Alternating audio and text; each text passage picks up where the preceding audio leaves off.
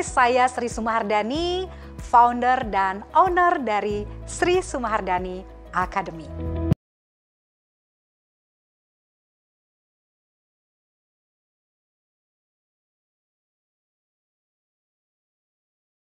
Kisah Sri Sumahardani dari banker menjadi trainer. Sebenarnya banyak jawaban dari pertanyaan ini ya.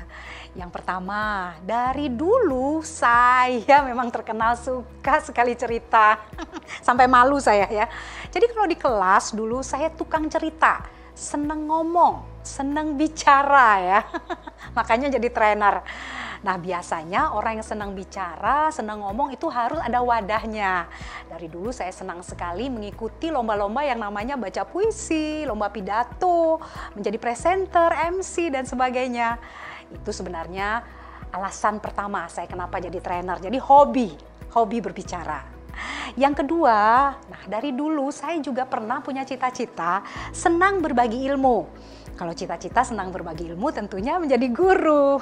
Pernah sih namanya ngelamar ingin menjadi guru, tetapi ada kesalahan teknis sehingga cita-cita saya menjadi guru itu tidak tersampaikan. Namun tetap saya mewujudkannya setelah menjadi seorang trainer. Jadi jawaban yang kedua itu karena saya memang cita-citanya guru, senang berbagi ilmu. Nah, alasan ketiga tentunya ini masuk kepada banker kemudian trainer. Apakah saya bosan jadi seorang banker? No, saya sangat menikmati menjadi seorang banker. Bahkan menjadi seorang banker itulah saya banyak sekali mendapatkan ilmu-ilmu yang ilmu-ilmu ini tentu bukan hanya untuk para banker saja. Ya, saya bisa bagikan kepada banyak orang, terutama di layanan, di marketing, personality, ya semua itu ada di banker. Jadi sebenarnya bukan bosan menjadi banker, tetapi banker menjadi seorang trainer adalah biar lebih banyak lagi orang-orang tercerahkan dari apa ilmu yang sudah saya miliki. Dan pengalaman-pengalaman tentunya, karena saya hampir 27 tahun menjadi seorang banker. Jadi pengalaman-pengalaman ini saya mix lagi sehingga ilmu-ilmu ini dapat diterapkan dalam kehidupan sehari-hari. Tahun memulai Sri Sumahardani Academy. Kalau tahun tepatnya itu di 2015 ya, tahun 2015. Jadi kalau sekarang 2020 udah tepat 5 tahun yang lalu. Nah, tahun 2015 sebenarnya saya mulai menjadi seorang trainer. Sebenarnya ini masih bekerja menjadi banker. Saya masih menjadi banker, tetapi sudah banyak sekali orang-orang ingin mendengarkan pengalaman-pengalaman saya sebagai seorang banker. Jadi sebenarnya ini sudah mendua pekerjaannya. Di kala libur saya menjadi seorang trainer, tetapi di kala hari-hari masuk atau hari-hari kantor saya masih ngantor menjadi seorang banker. Jadi tahun 2015, 5 tahun yang lalu. Mengapa Sri Sumahardani Academy? Wah, kalau berbicara tentang mengapa Sri Sumahardani Academy, tentunya saya lebih kepada lembaga yang informal. Ya, jadi dengan akademi ini lebih informal, lebih bisa mengundang tanpa hal-hal yang formal. Kemudian kenapa harus memakai nama Sri Sumahardani? Tentu ini adalah brand dari saya sendiri. Nama ini adalah nama diberikan oleh kedua orang tua saya. Tentu saya ingin sekali nama ini juga dikenal oleh orang-orang dan brand ini yang saya pakai Sri Sumahardani. Karena menurut orang dulu ketika saya menjadi seorang artis lokal di Bali, banyak orang bilang Sri Sumahardani ini nama yang kurang komersil ya. Saya membuktikan dengan membawa brand Sri Sumahardani, ternyata Sri Sumahardani Academy ini bisa dikenal orang tanpa harus bilang bahwa Sri Sumahardani ini tidak komersil. Jadi nama ini adalah brand dari diri saya sendiri, nama yang dianugerahkan oleh kedua orang tua saya. Dengan menaikkan nama Sri Sumahardani, saya yakin nama ini akan menjadi teringat, akan diingat oleh orang-orang yang saya cerahkan lewat ilmu dan pengalaman yang saya miliki. Jatuh bangun membangun Sri Sumahardani Academy. Waduh, saya kok jadi terharu ya.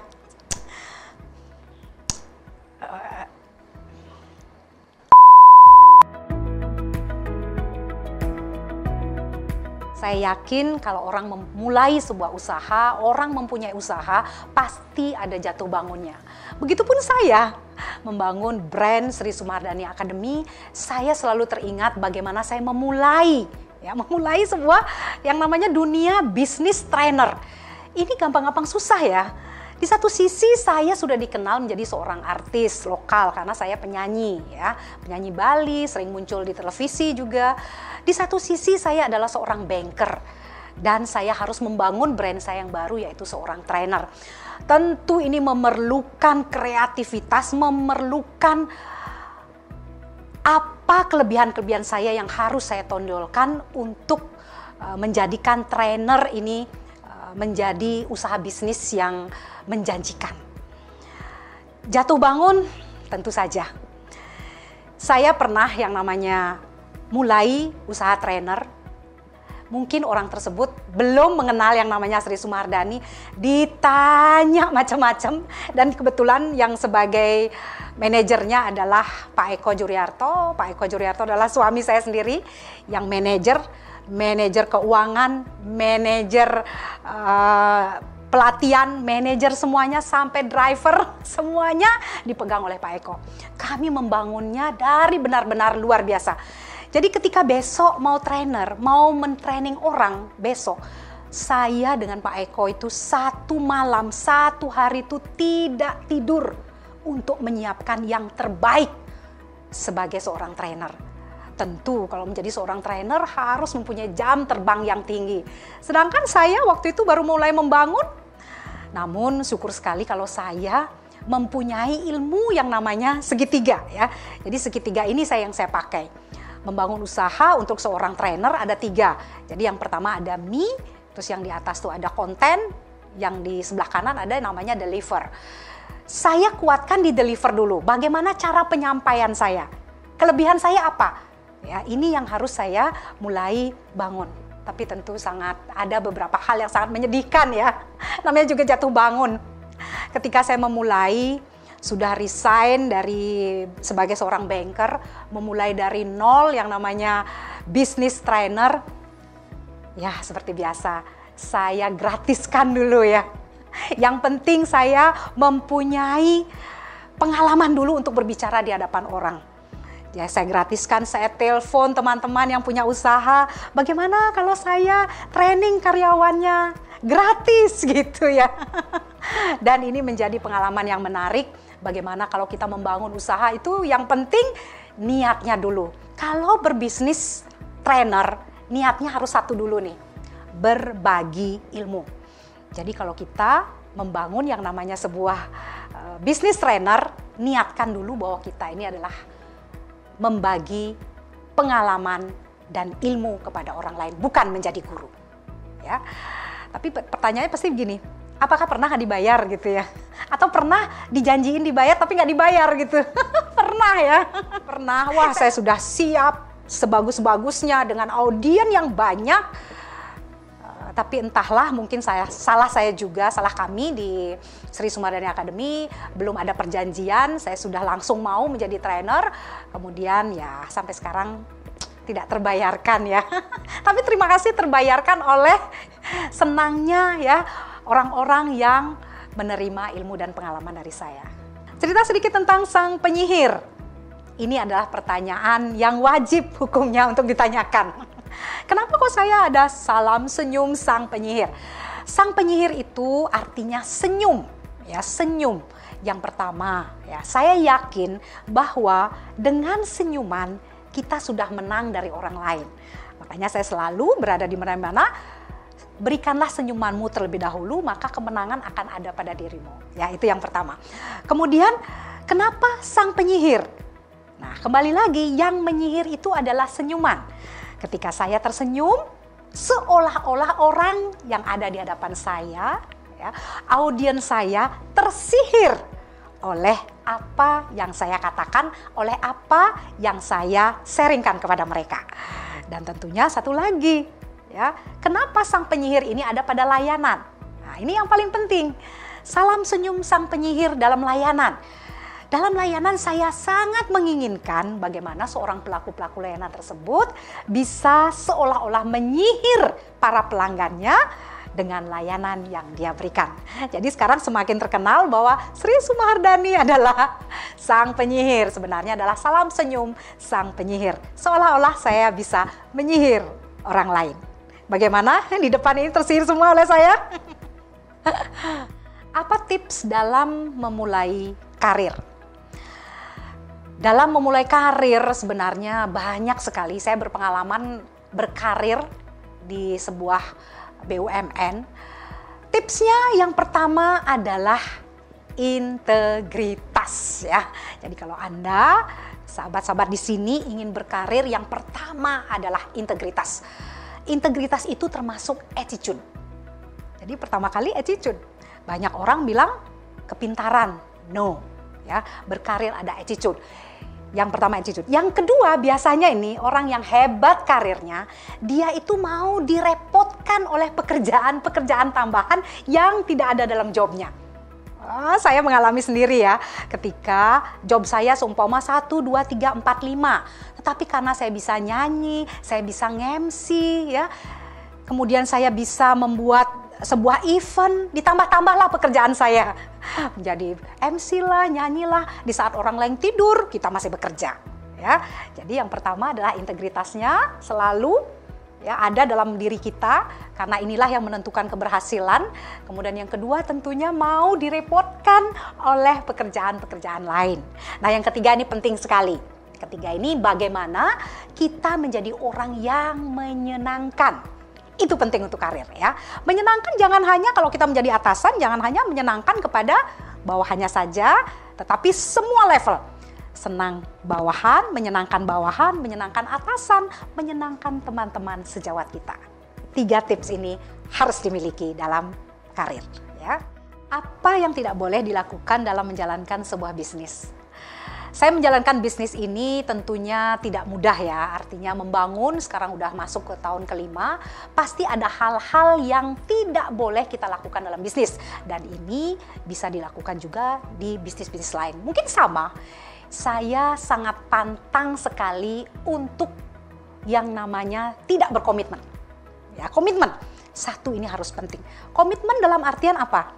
Ya, kita harus sesuai dengan komitmen apa yang pertama kita lakukan kepada klien kita. Kalau sudah ada komitmen, tentunya yang lainnya pasti akan mengikuti. Jadi yang paling penting, yang tidak boleh dilakukan adalah kita tidak menepati janji, ya, berbohong atau tidak komit dengan apa yang sudah kita perjanjikan dengan klien kita. Itu yang terpenting.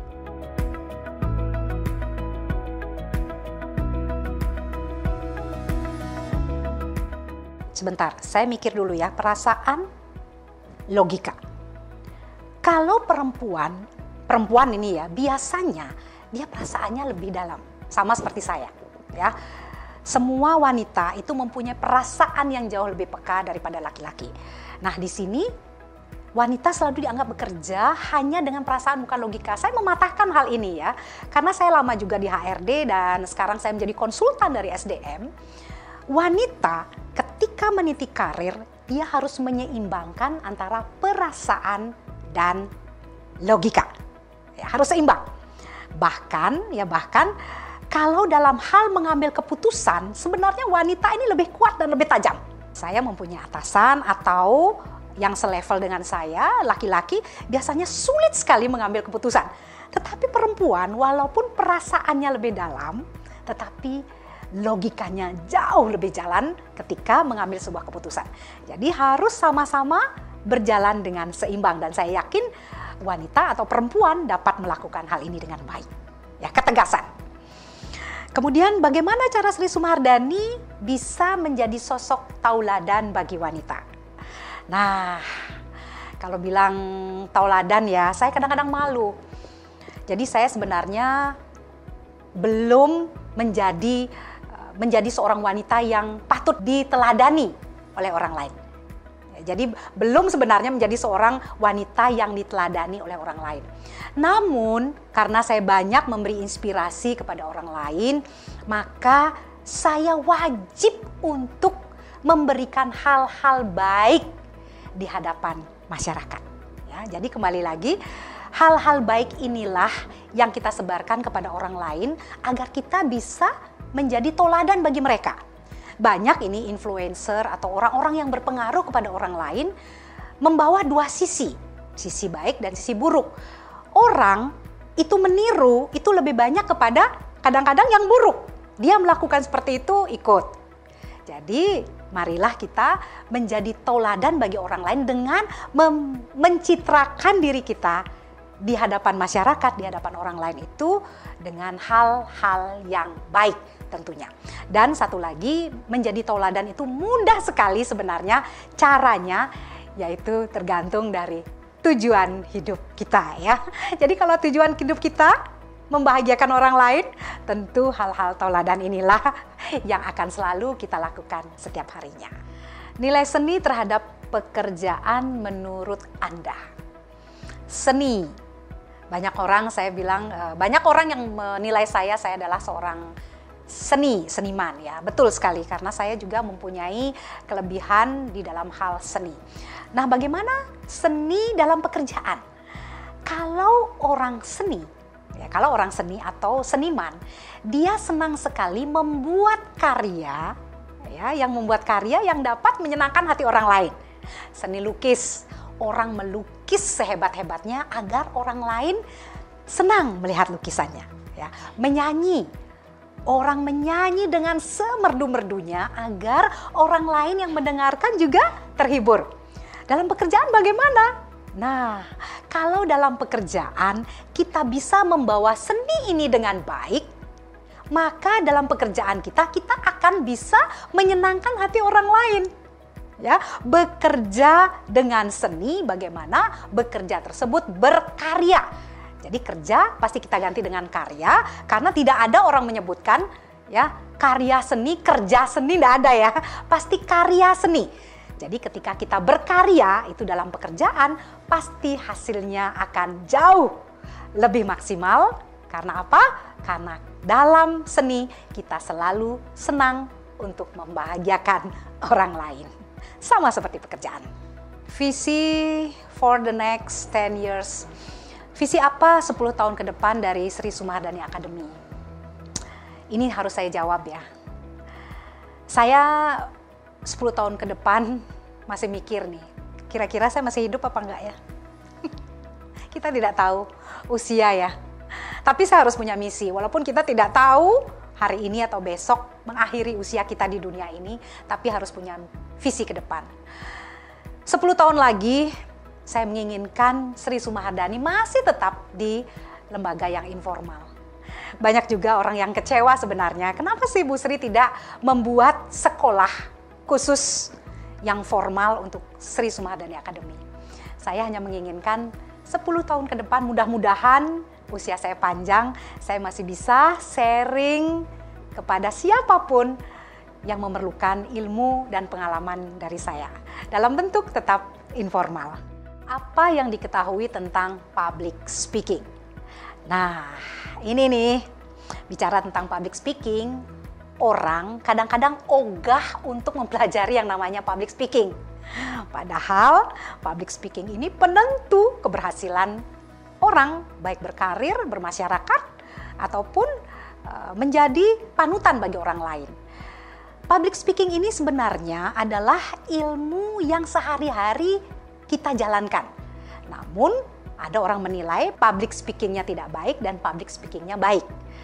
Nah, kalau Anda semuanya, sahabat-sahabat di sini, ingin mengetahui lebih dalam tentang public speaking, maka harus tahu ilmunya dulu.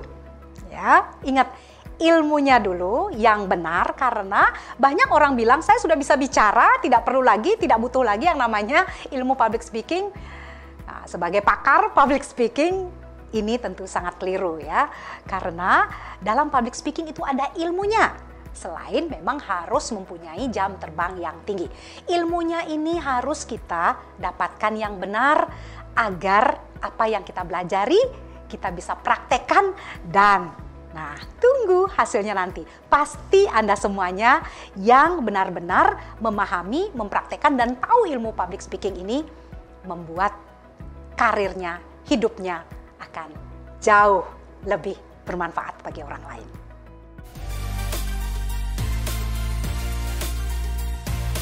Wanita karir atau ibu rumah tangga? Ibu rumah tangga. Melayani atau dilayani? Melayani. Ketinggalan makeup atau ketinggalan HP?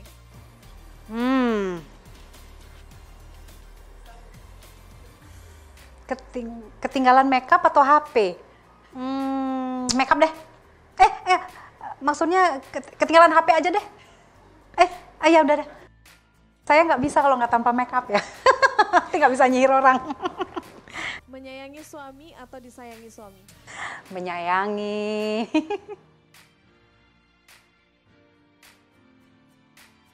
Senyum, semangat, bergairah.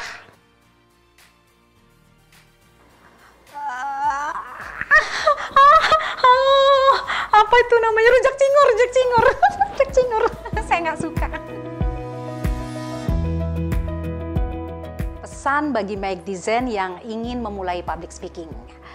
Nah, ini ya, public speaking itu kenapa harus dipelajari dari kecil?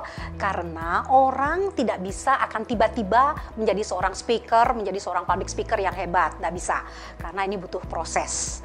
Dan bagi sahabat-sahabat di sini yang menginginkan, ingin atau mempunyai kemampuan public speaking yang hebat, tentunya jangan hanya berdasarkan kemampuan dari diri saja, tetapi harus belajar dari orang-orang yang sudah mempunyai jam terbang yang tinggi. Tentunya hal ini pasti memerlukan biaya, karena kita harus belajar dari orang lain yang sudah mempunyai ilmu. Silahkan pilih guru-guru yang hebat, guru-guru yang sudah berpengalaman, pembicara-pembicara. Bisa juga kalau tidak ingin untuk belajar secara formal, bisa juga belajar secara informal melalui tayangan-tayangan di YouTube. Atau ketika tidak bisa membayar, seumpama saya pengen sekali belajar public speaking tetapi saya belum mampu untuk membayar seorang guru ketika belajar public speaking, bisa lihat tayangan saya karena saya juga memberikan secara free untuk yang mau belajar public speaking. Ya, silahkan nanti di channel YouTube saya Sri Sumardani ada 23 tayangan video secara maraton dan dipilih judulnya. Tinggal dipilih. Silahkan belajar di sana kalau serius ya. Kadang-kadang orang mau belajar public speaking tapi nggak serius ya. Ingin hanya satu saja. Ikuti step by step-nya. Ya, karena dengan mengikuti step by step ya secara gratis, nah kita akan mulai punya ilmu. Setelah itu kalau ingin mendalami silahkan ya datang ke pengajar-pengajar atau orang-orang yang sudah pakar di public speaking. Ke tempat saya juga boleh. Dan masih banyak lagi guru-guru lain di Bali tentunya atau di Indonesia yang hebat untuk mengajar secara benar bagaimana seorang menjadi seorang public speaker.